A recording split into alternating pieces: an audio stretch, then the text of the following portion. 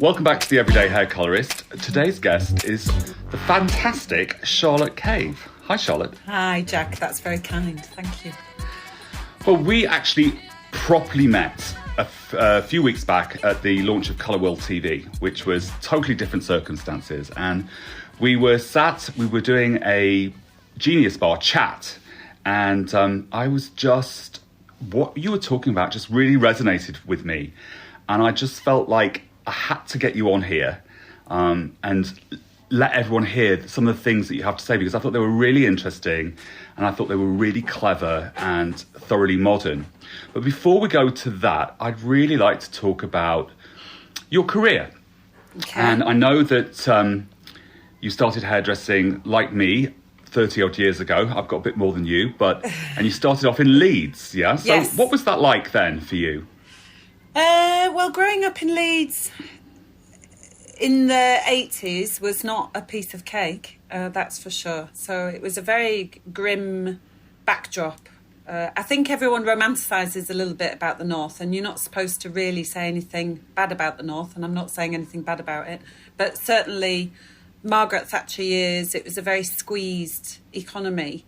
So whilst you didn't have very much, I don't remember not having very much, if you know what I mean. So training in Leeds at that time was grueling, but it's just what you did. I didn't really think about it. I remember one of my first jobs, it was in Carlo and Jeffreys in Leeds city centre. The manager at the time, if she's still alive, I doubt it, so I can be a bit mean about her, but she handed me, we lived at the Salon, was like a 2,000 square foot salon, and they'd put on the floor tiny little square mosaic tiles, and I don't think they'd ever been cleaned.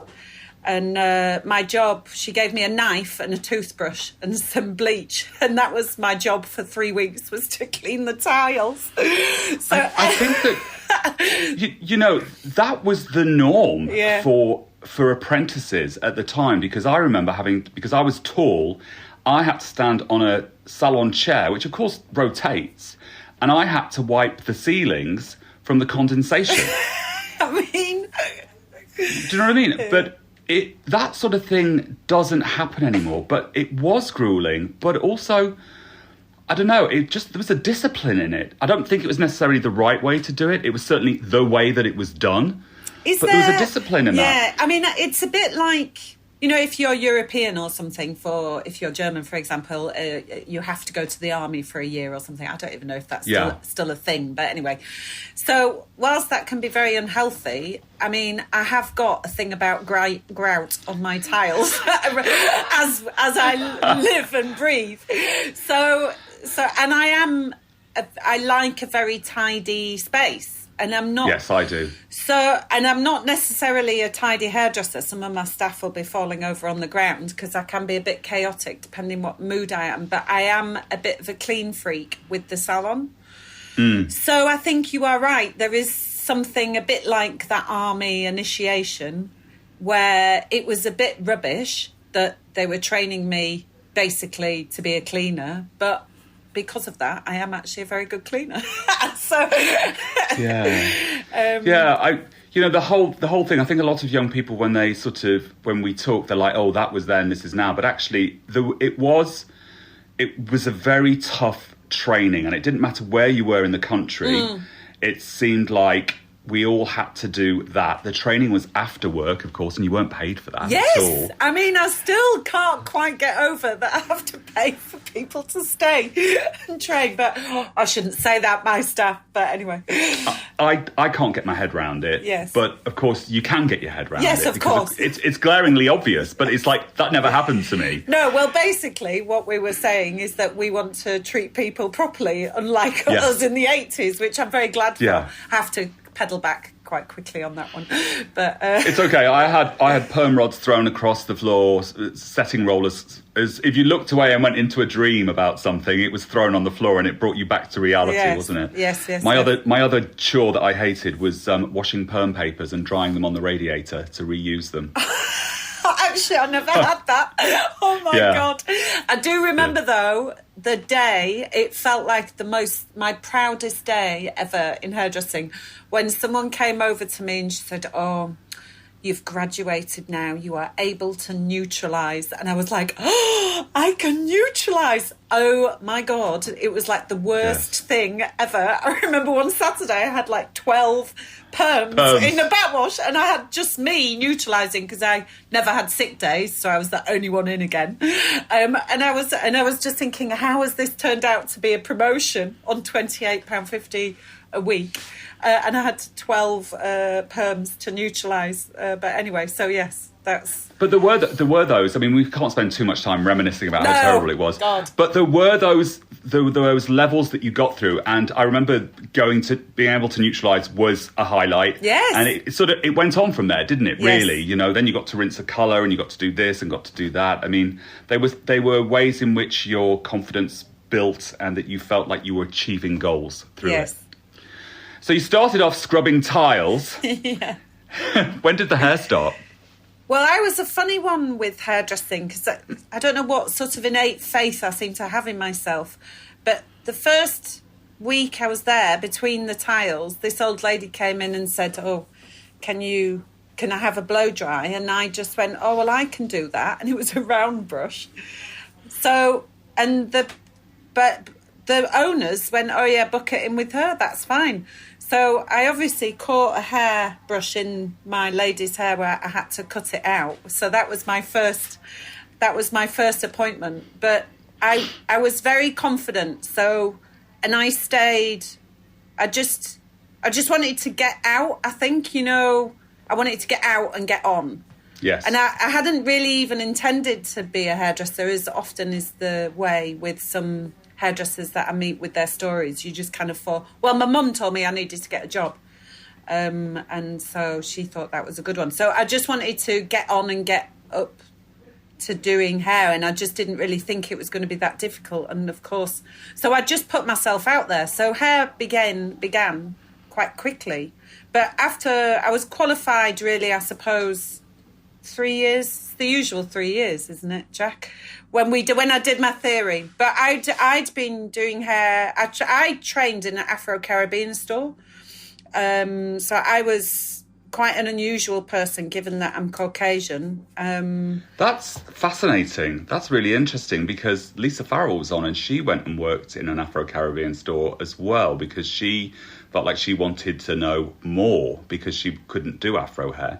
But you actually started your training in an Afro-Caribbean hair. Well, it wasn't. So at Carlo and Jeffrey's, the best hairdresser there was this man called Sean. He was an amazing hairdresser. He was so handsome as well. I just used to faint every time he walked past me at my 17-year-old self. And he had a particular way of turning his scissors, which actually I stole and I do now, which I don't know anyone else who does that, but I'm sure there is loads.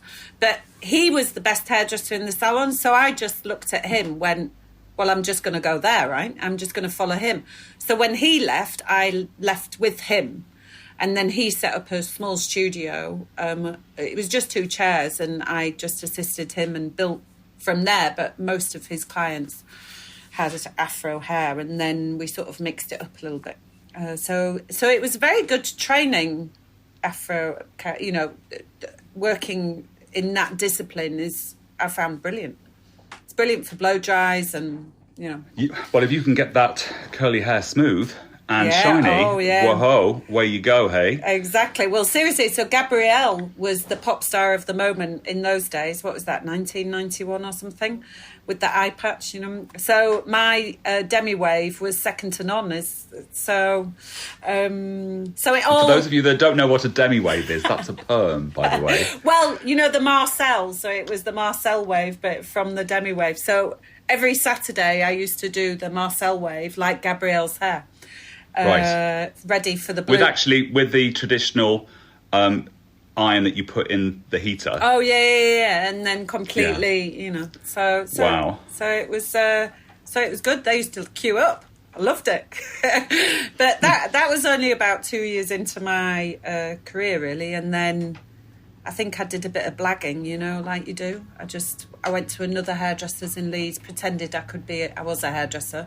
That was terrible. Oh my God. I used to, some of the haircuts I used to do. But so I kind of learned on the blag. And then I'm not saying that's necessarily a good thing. And in fact, I slightly regret nobody saying to me, don't you think you should go to Vidal Soon on West Row in Leeds, which was a very glamorous. And I used to stand in the window and stare inside and think, ooh.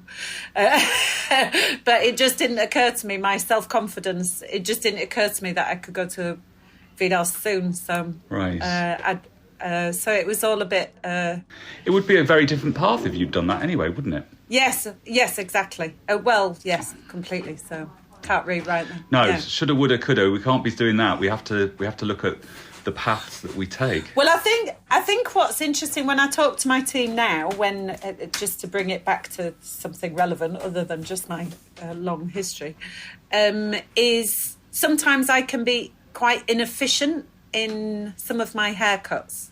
Right. So because I'm instinctive, so I think it's a really good. So for me to be able to tell somebody how I do something, I'm not interested in angles, I'm not interested in 30 degrees. I mean, my thing is just cut it. I don't really see the problem. But a feeling. You cut with a feeling. I cut with a feeling. rather than sometimes because there are two types of hairdressers, I think. And two types of colorists. So I'm going to, the whole thing. There's the ones that feel, and it's an emotional experience for them, the way in which they cut and colour. And then there's the ones who are like, this is the way you do it. And it's a very disciplined way of doing it. But it always feels very regimented to me. Because my haircuts are a feeling rather than a technical solution, I suppose, to what you're going to do. So if you're going to do an inverted bob, there is a technical solution within angles and balance and all of that. Yes. So I can't teach that. So what I teach... What I train or teach or share, I think share is a good... Share is a good one. Yeah, share is a good word.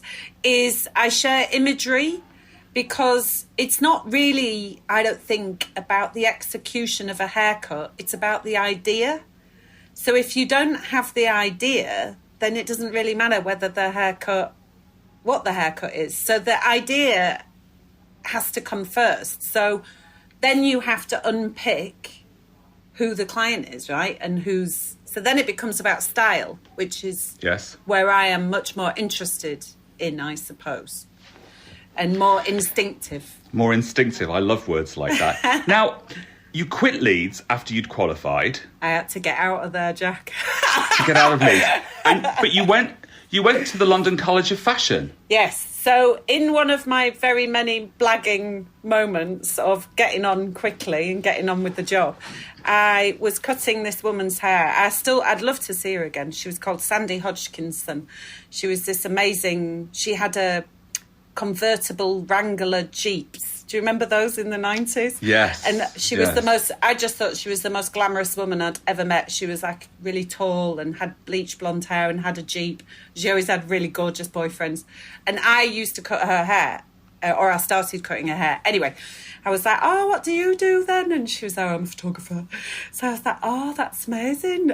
Can I come and watch you? And she said, you can come and watch me anytime. So I said, oh, I'll come whenever.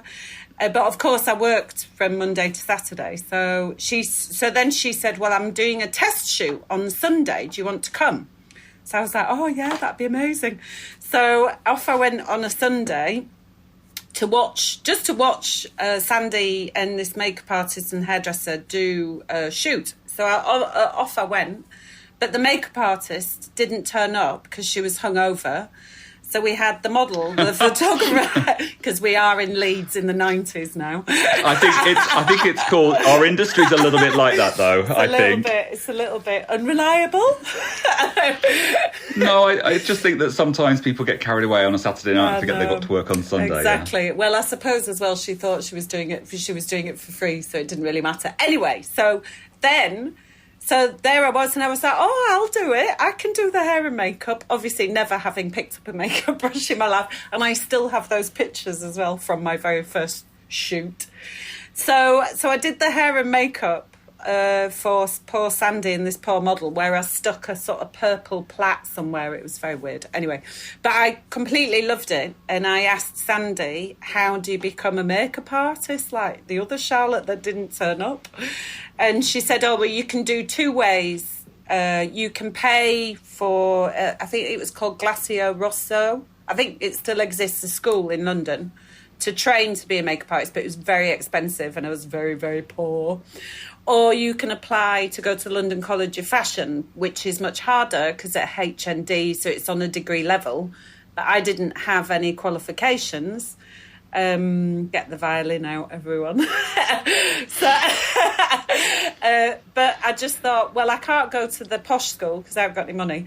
So I'll just go to London College of Fashion. And it just didn't really occur to me that I wouldn't get in. So I just applied. That's brilliant. That really is brilliant. And you obviously got in. And I got in. And my mum, my poor mum, both my sisters are very academic. And so there was just little old me at the end of the day. And so she drove me to London and she was like prepping me. And she was like, you've got to say this. And I was like, oh, it'll be fine, Mum. And I remember exactly what I wore. I had bleach blonde hair and I wore I was obsessed with Marilyn Monroe at the time. So I wore this 60s white coat with white sort of weird trousers. I don't know where I got those from. And a white shirt. And I'd pin curled my hair, but leaving, the pins in. Yeah. So I must have looked mad, but I just thought I looked like Marilyn Monroe. I just walked around thinking I looked like Marilyn Monroe the whole time for about 10 years. But anyway, and so I don't know why I wasn't worried. I went, oh, it'll be fine, Mum, don't worry about it. So I went for my interview. Obviously, nothing to offer except enthusiasm and Marilyn Monroe look-alike, not. And then I came out of the interview and my mum was in the cafe opposite the college, which was at Oxford Circus at that time. It was we were very lucky when I look back at it. And she was like, oh, are you okay? How did you get on? I went, oh, no, they loved me, Mum. It'll be brilliant. So that was that. And then, of course, 3 months later, I did, in fact, get in. So they did love me, which was very kind of them. But how wonderful of your mom to drive you up there and try and sort of guide you a little bit. And you're just like super confident and just went in there. I love that about people when they just think, oh, okay, I'm just going to go for it. I'm just going to do it. And they don't spend hours thinking about all the negatives and just say, okay, here we go. I think it's quite youthful though, isn't it? Well, yeah.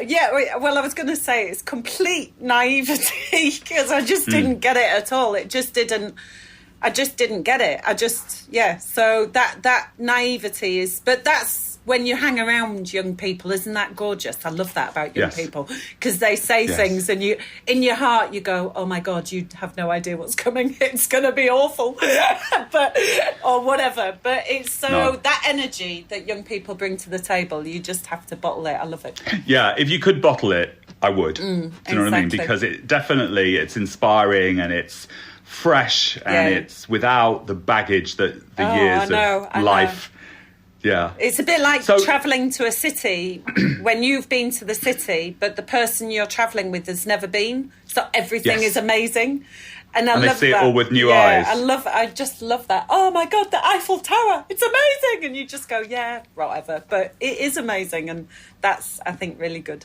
Really good. My young assistant, we were in a cab pre-COVID, driving along the street, and he's like, I want to live here. And I looked at him and I went, it's bloody Regent Street. And he's like, but I want to live here. I'm like, okay. But I love that he didn't think it's Regent Street and it's really expensive and nobody's ever going to live on it. He just sort of said, oh, this is where I want to live. I'm like, okay, go for that. Yeah, well, exactly. Especially in this world, there's no whole bars, right?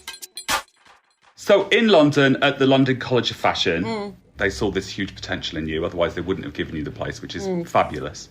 From there, there's lots of covers. There's lots of big name covers. There's lots of big names on the covers. What happened from London College, which is makeup and style, and then you bring the hairpiece into it? What happened? If I tell you the story, Jack, I don't know if you'll quite believe me, but I'll try it. There's two lines to this story, two approaches, and I'll try and make it as quick as I can.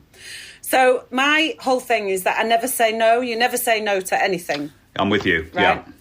Sometimes that has got me into trouble, by the way. So a little bit more crafting would have been good. But anyway, so I never say no to anything. So I'm at London College of Fashion. I don't have much money, and I completely hadn't got my head around paying rent or anything. I don't know why. It just sort of didn't really occur to me.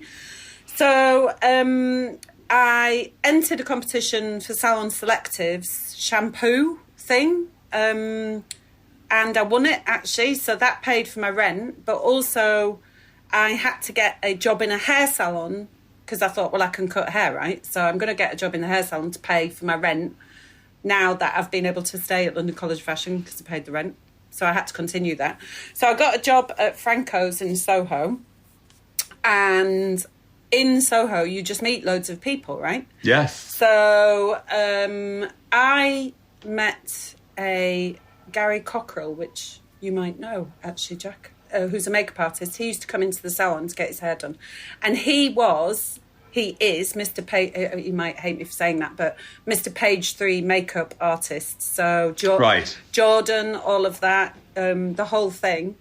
So he asked, I asked him, I think, if there's anything, can I assist you? I didn't really care at that point. I was just like, I'll turn up to the opening of an envelope.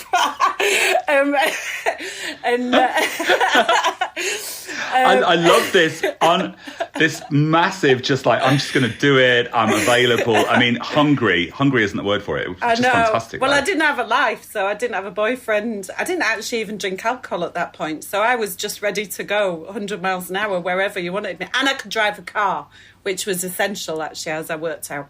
Anyway, so I turned up at Gary Cockrell's Page 3 shoot, where I was absolutely flabbergasted by some of the stuff that we had to do with Jeannie Savage, a photographer who's a very famous Daily Star photographer.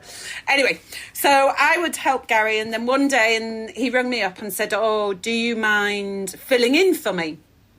I have to go and do a bigger shoot. And I was like, oh, yeah, that's all right. It was £250 to do the Daily Star Page 3. So that paid for my rent. So all the time, I'm like, I've got to pay the rent, right? Got to pay the rent. That was quite a lot of money then, though, wasn't it? I just couldn't believe it. Yeah. I'm not even sure if I even sent the first invoice because I wasn't sure it was true.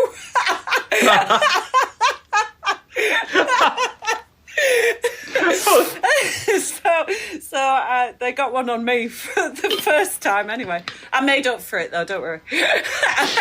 Soon worked it out. Anyway, so then so I got friendly with Jeannie Savage at the Daily Star, who's a photographer, and she rang me up after I started filling in for Gary, and she rang me up and she asked me to do a feature makeup, not me being the just for celebrities coming on the paper. So I rocked up, and do you remember Pop Idol? I wasn't here, but yes. Yeah, because you would have been in America, but the American version or whatever. So X Factor, roll back 20 years. Yes. So they were doing a feature on not the winners, such was my life at the time, but the second to the best. So the runners-up were Liberty X. So I got asked to do Liberty X, but because I could do hair and makeup, and I'm quite fast, so I did the whole band, and they worked out that I had no idea about money.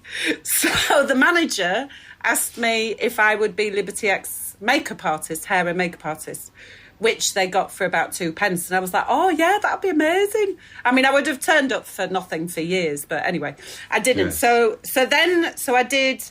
I started on that road from the Daily Star working with Liberty X. Now, once you're in with a music person, it opens up lots and lots of avenues. So, like everything in life, once you're in that door, things change, don't they? Yeah, and that was one end. And then the other end was I went on Blind Date, and I think you might enjoy this story, Jack. So, you went on a blind date, or you went on the TV show Blind Date? Went on the TV show. Oh, I love it. So this is the story, I think, to beat all stories.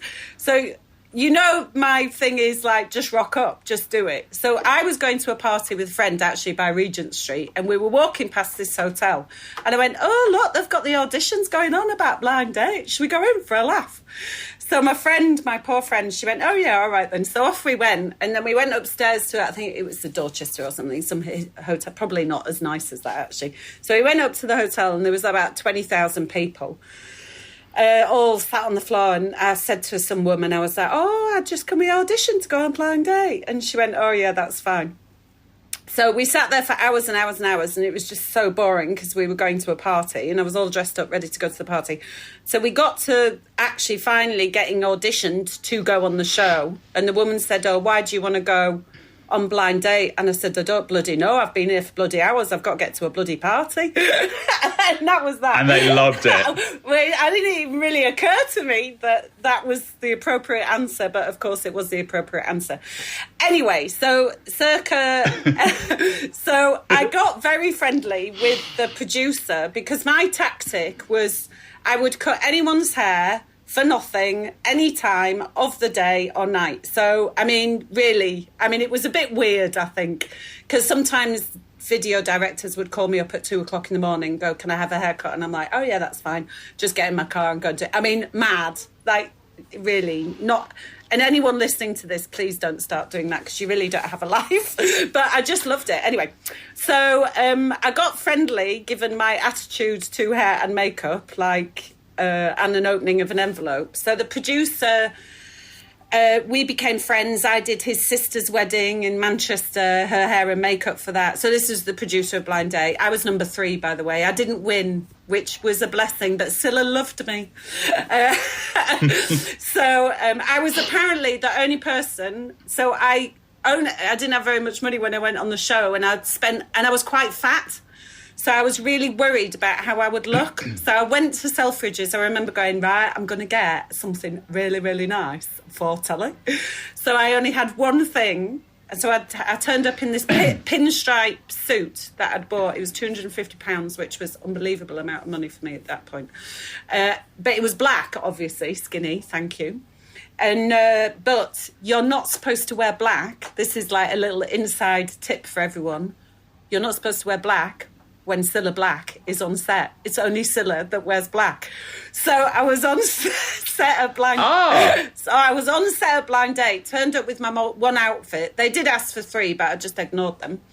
And they went, well, you know, where's your other outfit? And I was like, oh, I don't have any more money. I've just bought one, I'm afraid. And so Cilla heard me. She thought I was totally adorable. So she went, it's fine. So there we are. I made history, me and Cilla in black together, which I think I did say on the TV show at the time. But anyway, so the producer... I'm sorry.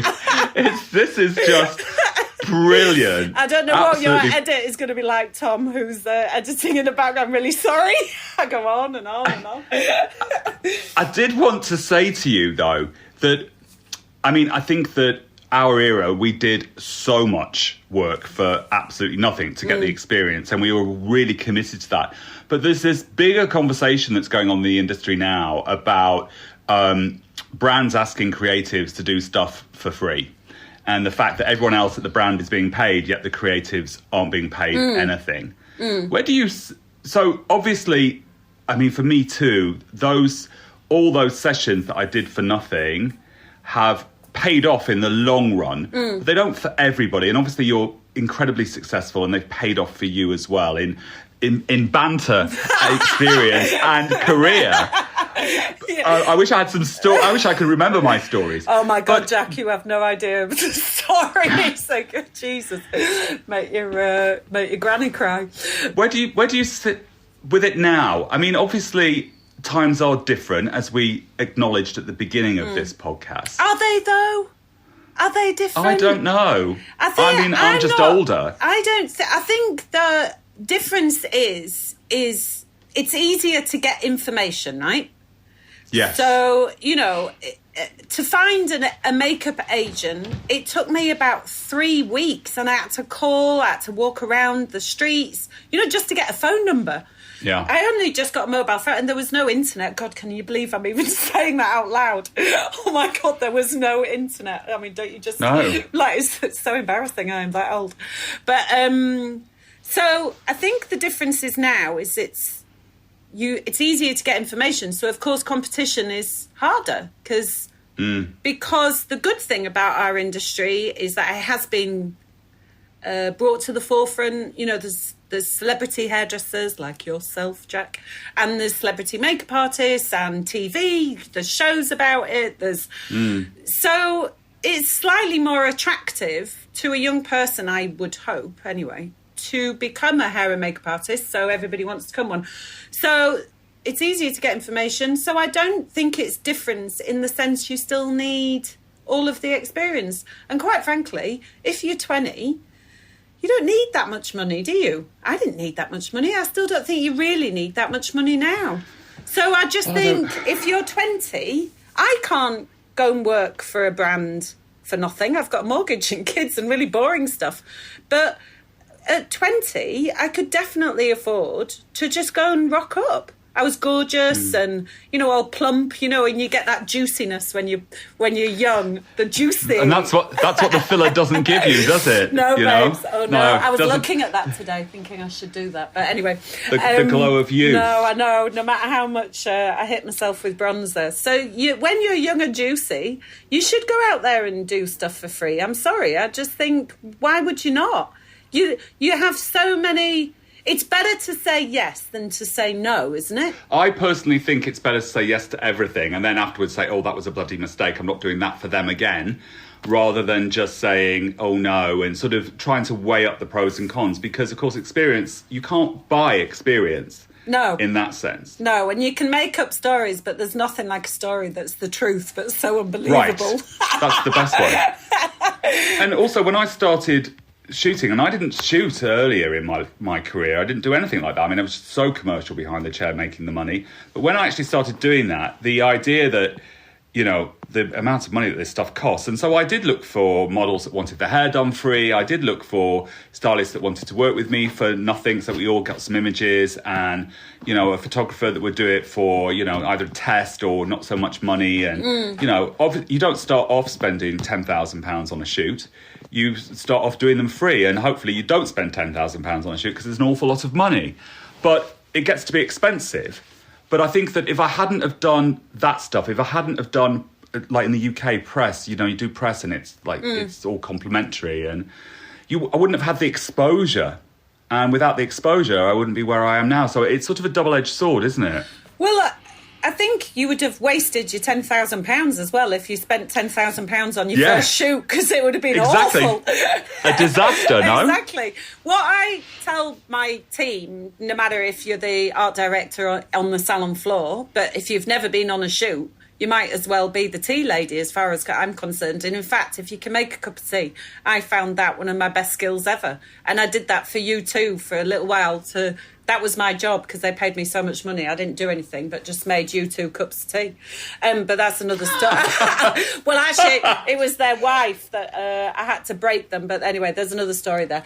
But so if you've never been on a shoot and you're like Mr. Art Director in the salon, you're still nothing when you get on a shoot. So turn up, rock up. What could you lose? And be the best tea maker on set, because people will love you.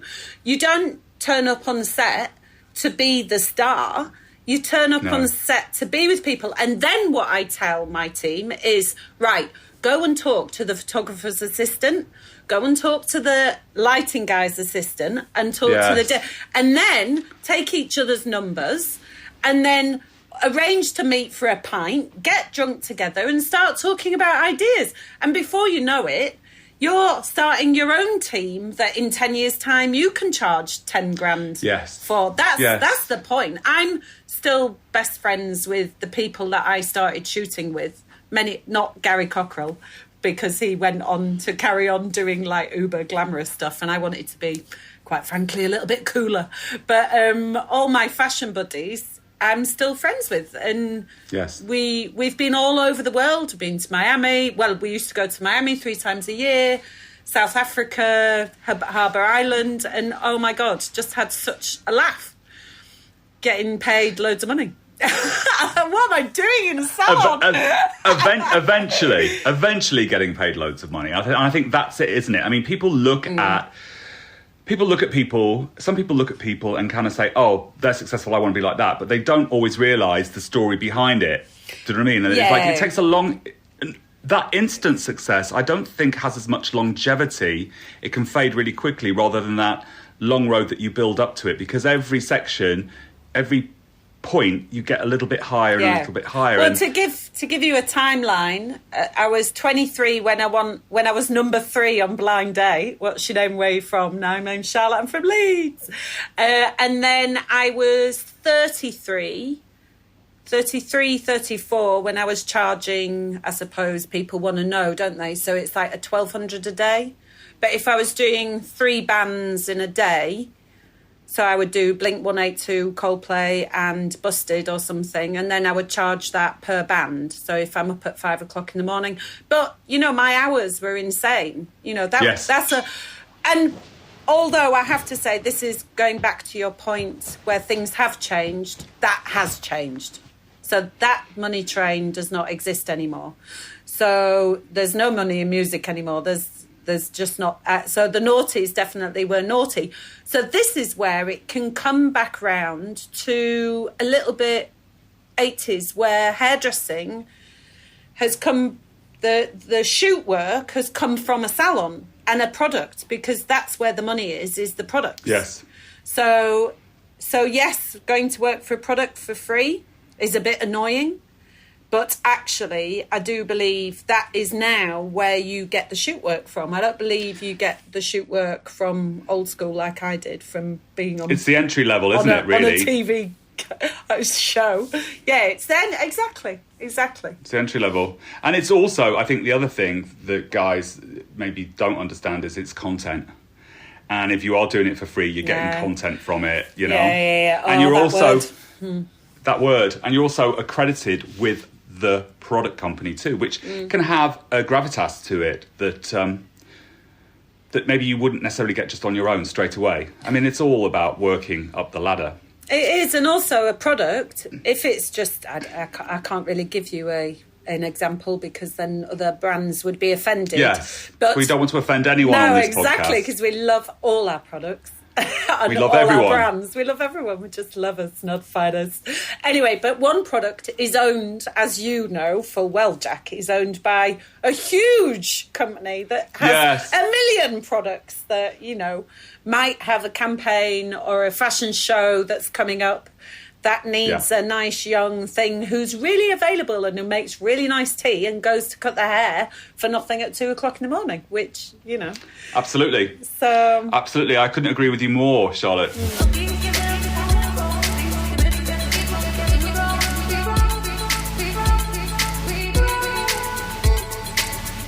So you were doing all of this amazing stuff. I mean, you know, 3 different brands in a day, the money's pouring in, it's like...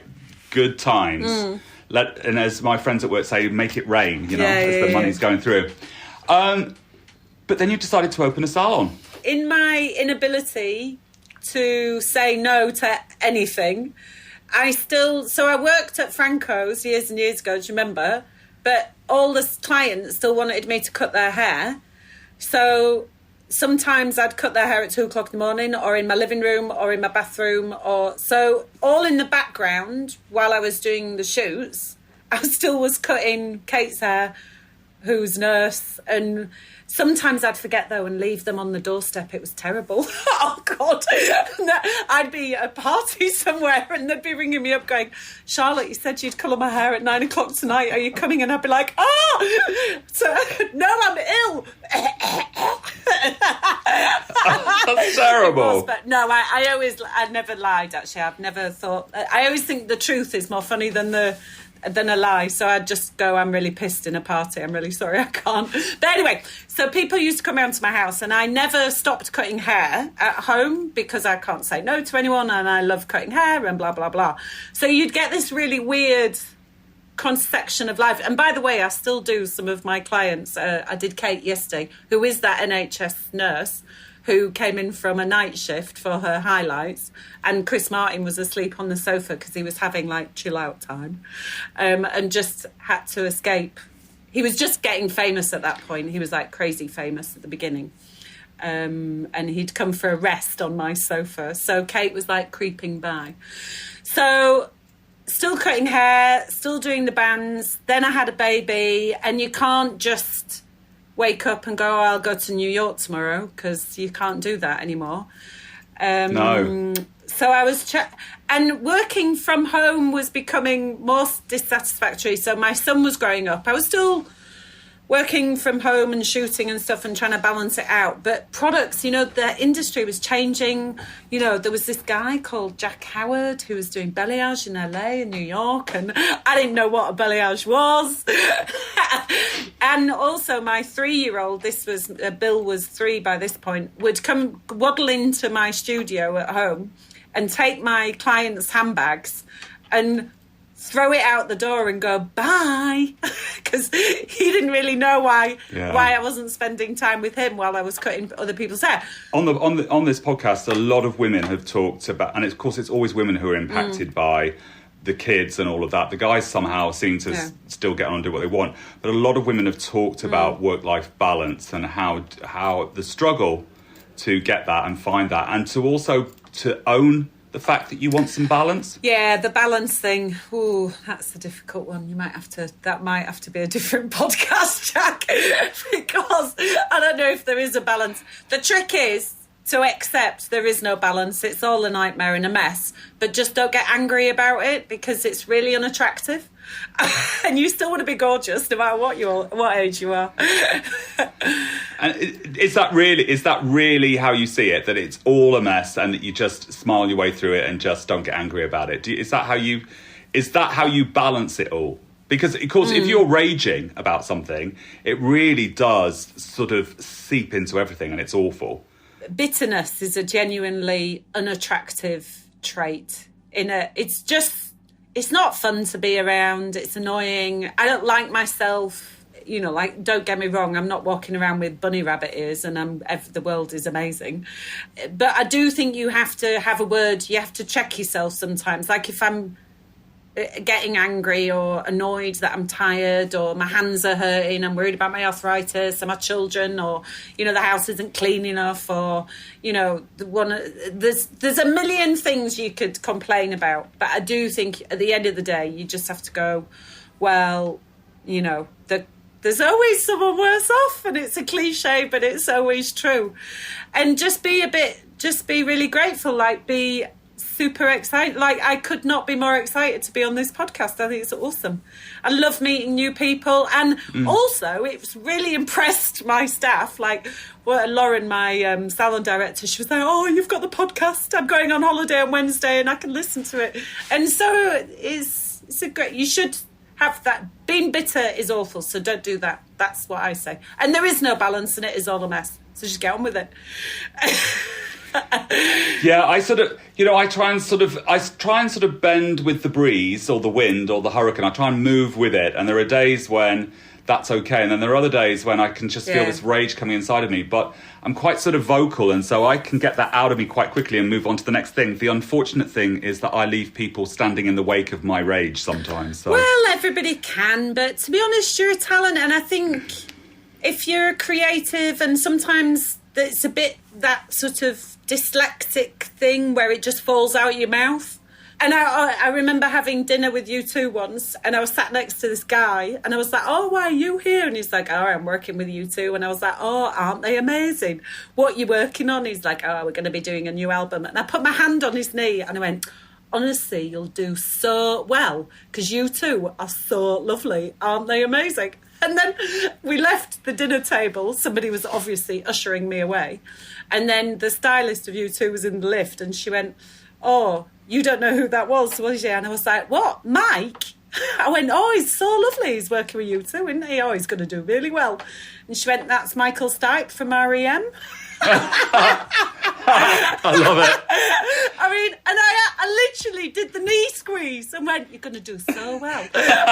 You know, like, who's this woman? Just rocked off the boat. That's brilliant. So I think you've just, at the end of the day, roll with it. Yes, sometimes you're going to be horrible, but you can't take that home with you. And part of those building blocks of leaving somebody standing in the hurricane. Well, they'll soon learn, won't they, Jack? Oh, no. I think I've got better with age. And also the other thing that I've got better with that, and this sort of brings us round to sort of 2020 and what a year it's been. I've found that because we're working in pods in the salon, so there's less people in the salon and there's less people in all those chairs, that I've actually found it a more joyful experience to be actually busy in the salon, because it's felt less stressful, and I felt that I've been able to look after my clients in the manner in which I want them to be looked after when they're paying all that money. There's the deliverables that I want from the people around me as well as myself. And I've just found that to be much more satisfactory. And I don't want to go back to pre-COVID, where it was like the whole salon was rammed and you couldn't move and it was difficult and it was manageable, but it felt to me internally that it was just like this huge stuff going on. Whereas now I feel like, yeah, I can do this. This is great. And I'm having fun and it's more joyful for me. Well, also if it's chaos as a creative, you can thrive on chaos, but then there's no time to stand back and enjoy what you've created. And I think with more time, I will never go back to booking in 20 clients in 1 hour because I mean, that's an exaggeration, because I definitely couldn't do that. But, when there's too many balls spinning, you can't stand back and go, oh, I did that. Isn't that amazing? And that is really one of the joys of our jobs. I think that, in the States, I used to do like up to 28, 29 clients a day, but you had tons of assistants helping you. And you have the space too. And suddenly, in England, there's no space in England, it feels like. Everything's I would make space for you, Jack, don't worry. But I feel... 28 clients in a day, coming. Seriously? Can't do that. I can't do that anymore. But, I'm happy to do 8 to 9 clients in a day. But when I've got space around me and there's less people in the salon, that feels really, really easy. It's when you're doing 8 to 10 clients and everyone else is doing 8 to 10 clients, and they're like, 3 assistants haven't called in and the receptionists aren't on point today for, all sorts of reasons. And it's just like boom, boom, boom. And it's just like, whoa. And I kind of feel like sort of after lockdown, because when we were still in COVID, of course, after lockdown, it feels like, because you can't have that many people for safety reasons, but there's a plus in it for me. I think it's to be stripped back. I mean, sadly, we had to change how we deal with reception. And so we just stripped everything back and made everything... So lowered our costs and improved on service. I mean, it's a kind of a win-win, really. And there's less people in the salon, and you could... Sometimes you can panic about that, but my husband's an accountant, smart me, rock star, marry the rock star or marry the accountant. Well, we all know how the rock star marriage would have gone. So I chose the accountant 20 years later. But he said the answer is always in the money, in the figures. The answer is always in the figures. So, and if you're happier, so sitting in the saddle of the quiet time in terms of less clients, less bodies, and stand back and enjoy the creativity, and that way you can then develop your skills and have the time to be a little bit more couture about what you do and take risks, which is what I think we talked about a little bit on our sofa together, Jack. That is the thing that we talked about, and I think that you've segued brilliantly into that, and I don't want to lose this piece of the conversation in the podcast. So we talked about the fact that so many hairdressers, not just young hairdressers, myself included, can be concerned about a really crap review on Google or Facebook or Yelp or whatever it is, because a client isn't happy. And so quite often what seems to happen is that after a few times of people not being happy with something, you take less and less risks and you just do the trim or the basic or the simplest approach to it. And you and I talked about how do we, in that kind of era, encourage the team to go for it, to produce great hair, to say to somebody, listen, that 6 inches off that and you'll look absolutely fantastic. We don't need a Kate Middleton trim. We want a proper haircut here. We're going to put a fringe in today. We're not worried that you might be breakup hair. We're going to give you something that's beautiful, that I feel it's going to suit you. But so many of us in our industry are frightened of doing that now because of this culture where people won't necessarily say something fabulous about you, but they'll soon as hell write it about you. And you delivered something amazing to me when you spoke of that. Am I going to repeat that, or are you going to quote me, Jack? We can both repeat it, because you've set up a way in which a client can complain and allow the hairdresser, your team members, to take ownership of that. And you have a theory behind it, don't you? Well, I think if the client can see the mistake, it's normally you can see it as well. So yes. I never really understand why people go at the backwash and then start drying off, and when you get that horrible feeling, you're like, oh my god. I always say it's when your top lip's sweating. Well, it's normally when my knickers are sweating. Now I'm menopausal, it's all sweating. But anyway, and I just don't really understand why you don't say how you feel. The honesty is better than a lie. Always. It's always funnier. And people really love honesty. So I would just go, I think your colours, can I say shit on the show? I don't know. Well, you've said it now. Your colour's a bit, under par, so to speak. Yes. And just say it. I'm not happy. Are you happy? And then if the client goes, well, if you're not happy, I'm not happy. Or go, no, I'm so glad you say it. Or if they go, well, I'm really happy with it. Then you go, well, this is the reasons why I'm not happy with it. And have the conversation. So if they are happy, you go, well, that's great. But just keep in contact with me. Let's keep the dialogue going. Yes. Because an alarm bell is flagging in my mind that in 10 days' time, that honey blonde is going to tarnish into copper. And you change the light or you get to the bathroom. So that is the first thing. But the main thing is the conversation to start with.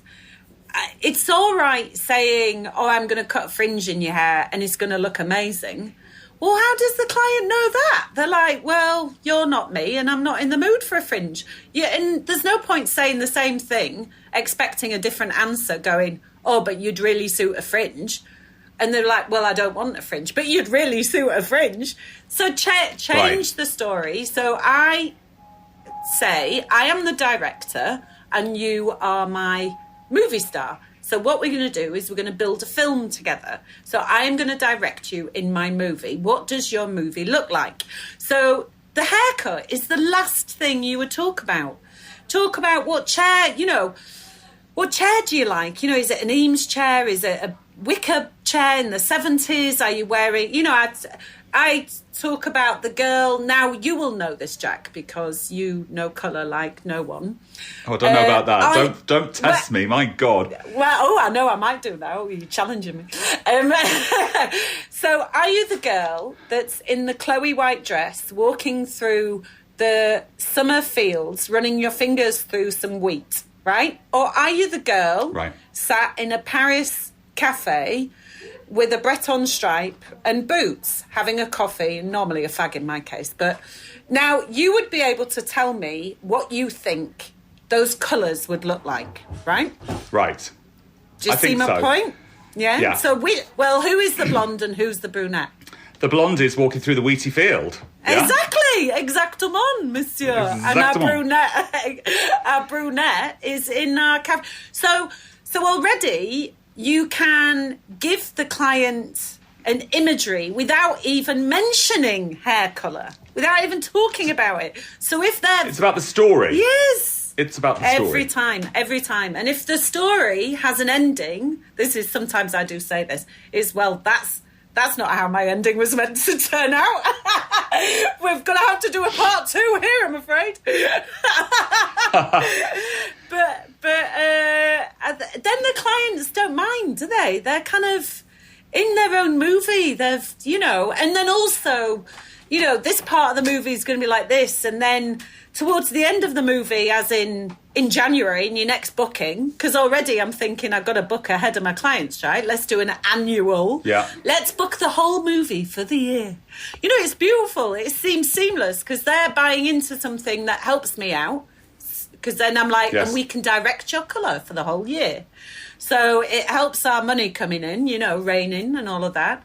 It engages the client because they're excited because they are, for the first time, the centre of their own movie, and they've got a whole year to film it with me as they create their style and they work through. But the thing that really resonated with me was that you encouraged your staff to kind of say, I don't like it, I'm not happy with the result, or if the client says they're not happy, for the staff to say why, and to let the client be and speak, and that everyone seemed better off and safer in the environment that you've built in that, and that it's you're going to talk about what you're going to do, but if suddenly the client, the result isn't what you wanted or what isn't what the client wants, it's not like, it'll be okay in a week, but let's put a tone on it, you're fine. 3 weeks' time, you'll be happy with it. What you're saying is address it. Address it. Nip it in the bud. Exactly. Right there and then. And if you have got like a 6-9 violet pinky overtone on your highlights, and that's going to happen if you want this colour, tell the client, it's like, it's got a bit of a pinky hue to it.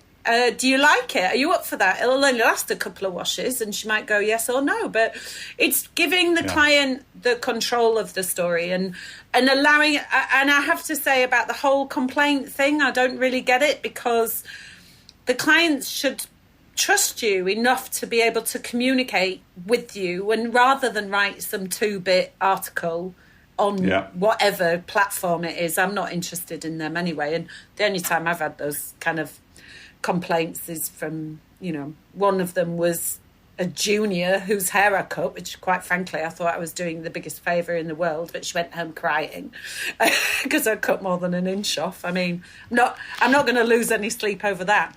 But the client but the clients should feel they're in a safe place with the team, because I always back my team up. So sometimes if a client complains, I correct it. So that's one of my philosophies, because it's my name.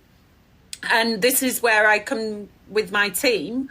I said, if you mess up a colour, they're not going to go, oh, Daniel, who works at Charlotte Cave, was the one that messed up your colour. It's Charlotte Cave messing up the colour. So I'm going to come down with raining charm over that client who's got a dodgy set of, or a dodgy lumpy balayage or whatever it is, and I'm going to rain whatever it is on that day. Exactly. I'm going to rain charm and go, I am so sorry, and what can we do to change the end of our story together? And the clients almost trust you more for being honest and then acknowledging the mess.